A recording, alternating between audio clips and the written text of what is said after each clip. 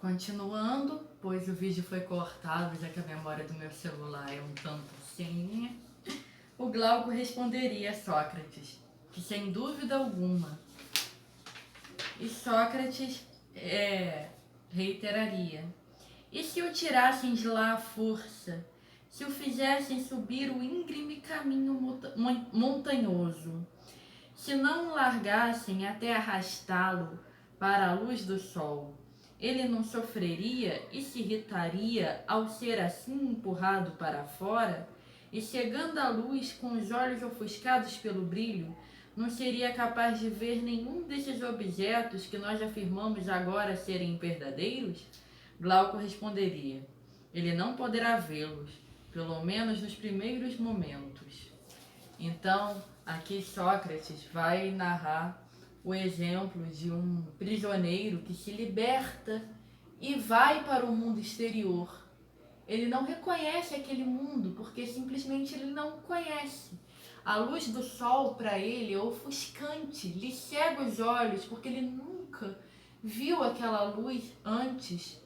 Para esse homem, a verdade estava nas sombras que ele via outrora e não na realidade que ele vê agora, que ele contempla agora. Ele estranha tudo aquilo, ele acha aquilo uma loucura total, porque era algo que ele não imaginava que existia. E nesse filme, O Quarto de Jack, tem um paralelo similar, interessante, que a mãe dele chega num dado momento pro Jack e fala: filho, você sabia que existe um mundo além desse quartinho? E o Jack acha que a mãe tá maluca da cabeça. Da mesma forma, os colegas desse prisioneiro também, se ele voltasse lá e contasse o que ele viu, que existe outra realidade além da caverna, também iriam considerar esse homem um louco, um desajustado, alguém que perdeu o juízo. Porque não é possível, só existe a caverna.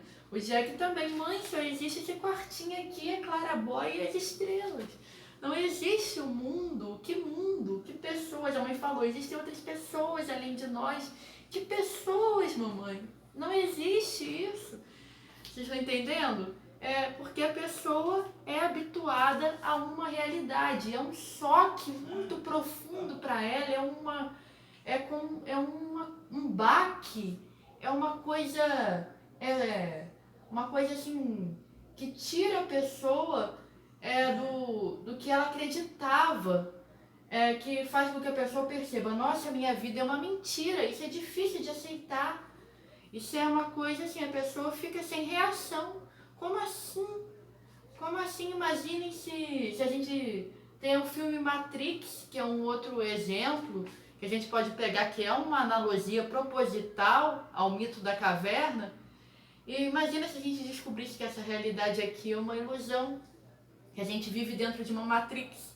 A gente não ficaria completamente confuso, estarrecido com uma notícia dessa? Pois bem, é o que acontece aqui no caso dos prisioneiros, no caso do pequeno Jack, do filme e tudo mais. É uma coisa fora de órbita para a pessoa.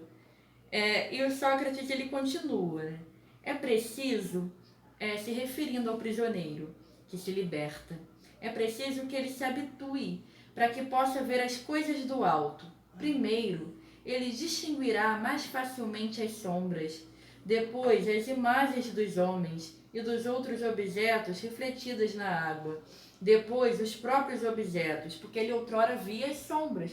E quando ele começa a contemplar a realidade, ele pode identificar quais objetos são a partir das sombras que ele viu, associar a sombra que ele via aos objetos que ele agora contempla.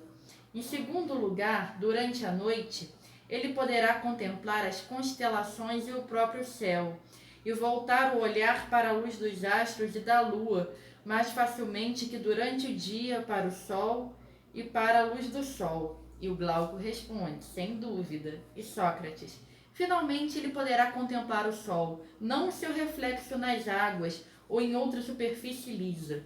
Antes ele só via, tinha uma pequena clareira onde entrava uma pequena luz do sol na caverna, e nas paredes eles viam as sombras que eram iluminadas por essa pequena clareirinha da luz do sol.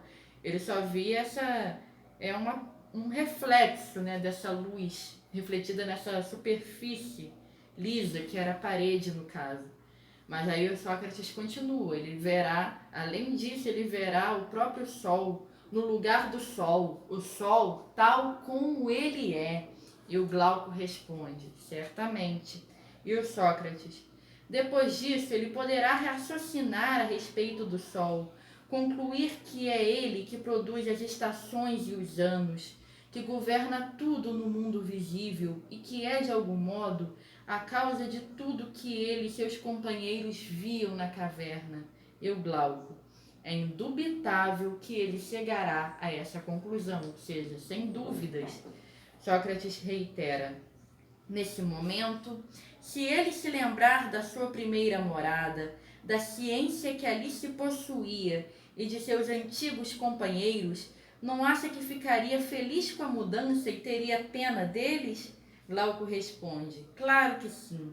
E Sócrates, quantas honras e louvores que eles se atribuíam mutuamente outrora, quantas recompensas concedidas àquele que fosse dotado de uma visão mais aguda para discernir a passagem das sombras na parede e de uma memória mais fiel para se lembrar com exatidão daquelas que precedem certas outras ou que lhe sucedem, as que vêm juntas e que por isso mesmo era o mais hábil para conjecturar o que viria depois. Acha que nosso homem teria inveja dele, que as honras e as confianças assim adquiridas entre os companheiros lhe dariam inveja?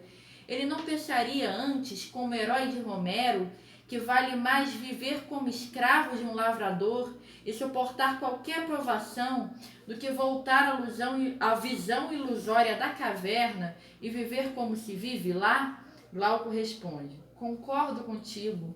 Ele aceitaria qualquer provação para não viver como se vive lá. E Sócrates continua, reflita ainda nisto.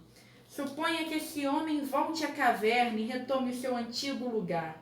Dessa vez, não seria pelas trevas que ele teria os olhos ofuscados ao vir diretamente do sol?